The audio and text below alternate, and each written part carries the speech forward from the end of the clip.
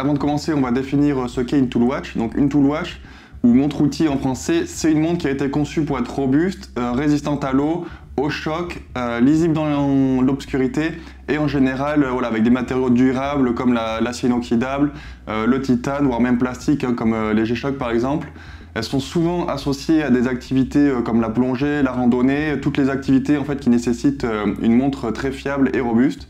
Bon là je vais pas vous parler des montres que je vends moi personnellement puisque là le but justement c'est de vous en faire découvrir des nouvelles. Donc si jamais vous voulez voir ce que je fais, le lien de ma boutique est en description. Je fais toutes sortes de montres et aussi du sur-mesure.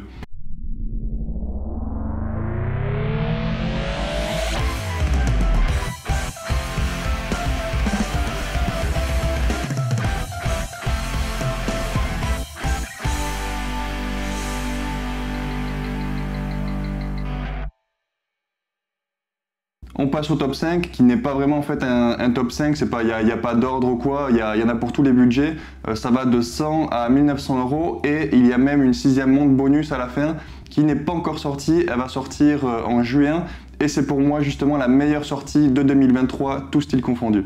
On va commencer par la moins chère, la Casio G-Shock GW M5610 qui est une montre sortie en 2012 mais qui est encore très populaire, d'ailleurs moi-même j'en ai une, je vous montre.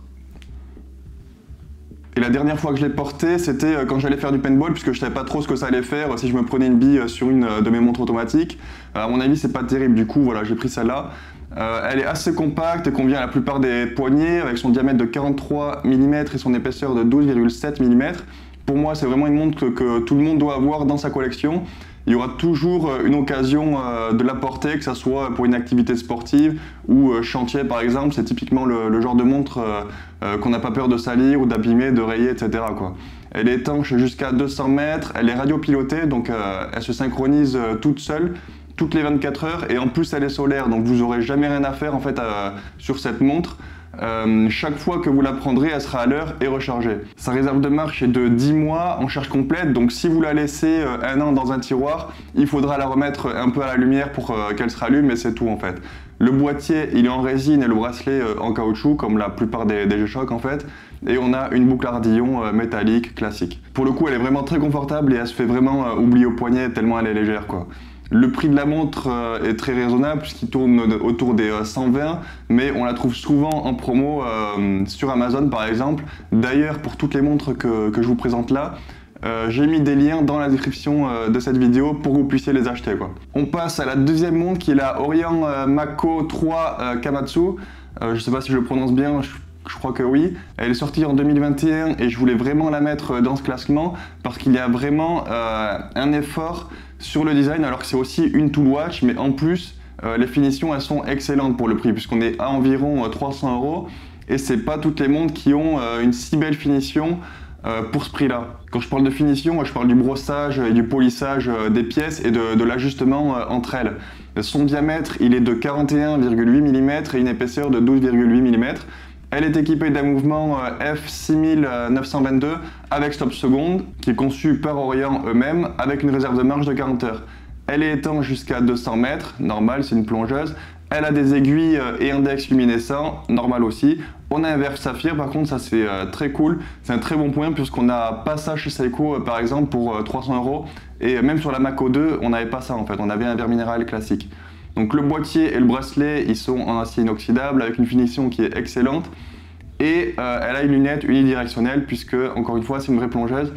C'est vraiment pour moi un must-have pour ceux qui cherchent une montre de plongée automatique d'une marque reconnue dans un prix contenu. Parce qu'aujourd'hui, 300 € pour une grande marque telle que Orient, c'est vraiment un prix contenu. Il n'y a pas beaucoup de grandes marques qui font des vraies plongeuses aussi peu chères. Après, il y a aussi Citizen qui fait des très belles montres de plongée pour un prix contenu. D'ailleurs, la troisième que je vais vous présenter, c'est une Citizen. Donc c'est une marque qui est très vieille mais qui a bien explosé ces derniers mois grâce à des très belles sorties. Mais là, je vais vous parler d'une montre qu'ils ont sortie en 2019. C'est la Citizen ProMaster NY008616LE. C'est une montre qui a été conçue pour résister aux conditions les plus extrêmes de plongée et elle est étanche jusqu'à 200 mètres. Elle mesure 42 mm de diamètre, elle a une épaisseur de 12 mm. Elle me fait beaucoup penser à la SKX 009. Je pense que pour ceux qui la connaissent aussi, ça vous a directement fait penser à la SKX 009. Sauf que la couronne, en fait, elle est de l'autre côté. Donc pour ceux qui sont souvent gênés, par exemple, par la couronne, c'est une bonne solution. Ou ceux qui portent leur montre au poignet droit et qui veulent la couronne du bon côté, entre guillemets. Voilà, c'est une bonne alternative pour vous cette montre. Elle est équipée du calibre 8203 conçu par Miyota, avec lequel on a une réserve de marche de 40 heures. On a un verre plat minéral, un boîtier en acier et une lunette unidirectionnelle. La couronne à 8 heures est évidemment vissée pour garantir une étanchéité optimale. Et on a du lume sur les index et les aiguilles. Par contre, on a deux points noirs sur cette montre pour moi. Donc le premier, c'est le verre minéral, j'aurais préféré un saphir, et l'absence de stop seconde. Mais franchement, pour 200 €, je sais pas si on peut vraiment leur en vouloir. Je pense que ça devrait même pas être un critère, un saphir, un stop seconde à ce prix-là, pour une si grande marque que Citizen. Voilà, moi je pense qu'on peut passer au-dessus de ça, puisque aujourd'hui, par exemple, une SKX 009, avec quasiment les mêmes caractéristiques, c'est plus du double. Puisque maintenant la cote des SKX, vu que la production a été arrêtée, elle est en train d'exploser et puis ça va faire que monter. Donc je trouve que les Citizen, pour le coup, sont une très bonne alternative puisqu'on a quasiment les mêmes caractéristiques pour beaucoup moins cher. Maintenant on va passer à la montre que je trouve la plus originale, c'est la Victorinox Inox. Et Inox en fait c'est un jeu de mots puisque c'est l'acronyme de Impact Neutralizing Object for the Extremes. Donc là, je vais vous parler de la version basique qu'on trouve aux alentours de 500 €, mais il existe plein de versions. En fait, c'est une gamme inox. Donc il en existe en titane, en carbone, il y a vraiment de tout. C'est vraiment une gamme entière en fait, mais moi voilà, je vais vous parler de la plus simple. Donc la montre, elle mesure 43 mm de diamètre, elle fait 14 mm d'épaisseur, elle est étanche jusqu'à 200 mètres, et la particularité avec cette montre, c'est qu'elle est sortie pour fêter les 130 ans de la marque Victorinox. Et du coup, ils ont fait 130 tests pour prouver à quel point elle résiste à tout. C'est des vidéos qui sont super bien faites, qui sont sur leur chaîne YouTube. Et on voit la montre être écrasée par des engins de chantier, par exemple, être lâchée de 10 mètres de haut, etc.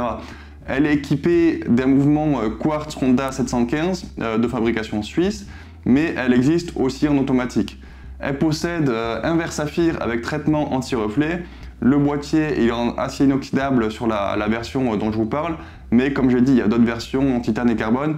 Et pareil pour le bracelet, pour cette version il est en caoutchouc, mais on a plein d'autres choix dans la gamme. Elle est vendue au prix de 545 €. Je vous conseille pas forcément ce modèle en particulier, mais plutôt d'aller voir la gamme entière si vous aimez cette forme de boîtier bien particulière, parce qu'il y en a vraiment pour tous les goûts. Et c'est pas une montre que je vois beaucoup en circulation, alors que pour moi vraiment elle a tout pour plaire. Bon, peut-être j'irai plus sur les versions automatiques, en carbone, etc. Parce que la version de base c'est pas la plus belle, je trouve, c'était la première qu'ils avaient sortie en fait. Mais maintenant ils font vraiment plein de coloris différents. Je pense que ça vaut le coup d'œil. Je vous conseille d'aller voir, et à mon avis il y en a au moins une qui va vous plaire si vous aimez déjà le style du boîtier, quoi. On arrive à la 5e montre. Mais pas la dernière, puisque après il y aura la montre bonus qui n'est pas encore sortie. Donc la 5e, c'est la Seiko SPB 143.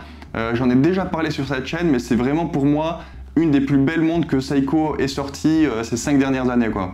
En plus, elle va vraiment avec tous les styles, un peu à la manière d'une sub.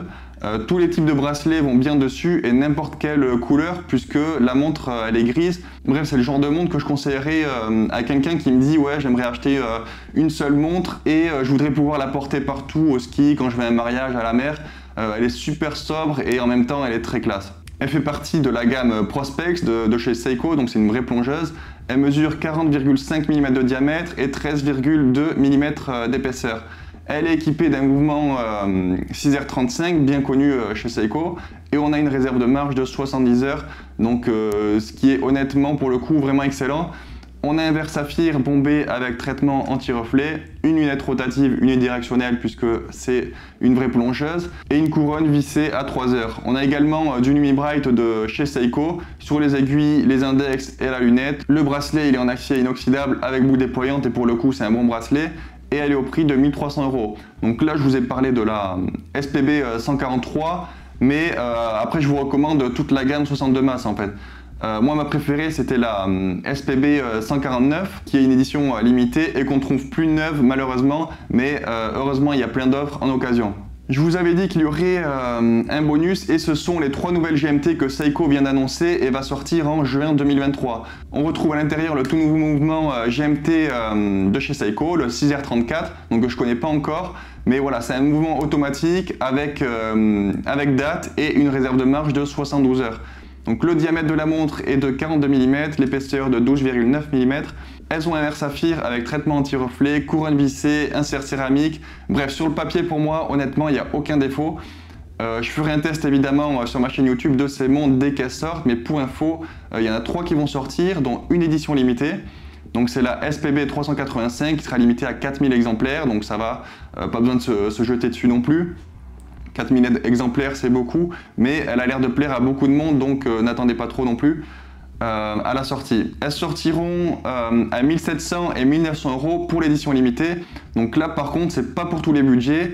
Mais c'est un prix cohérent quand je regarde la fiche technique honnêtement. Voilà, j'espère qu'il y en a au moins une qui vous plaît dans celle que je viens de vous présenter. Dites-moi en commentaire quel est votre tool watch ultime. Je vous ai mis les liens de toutes les montres en description. Bon mode!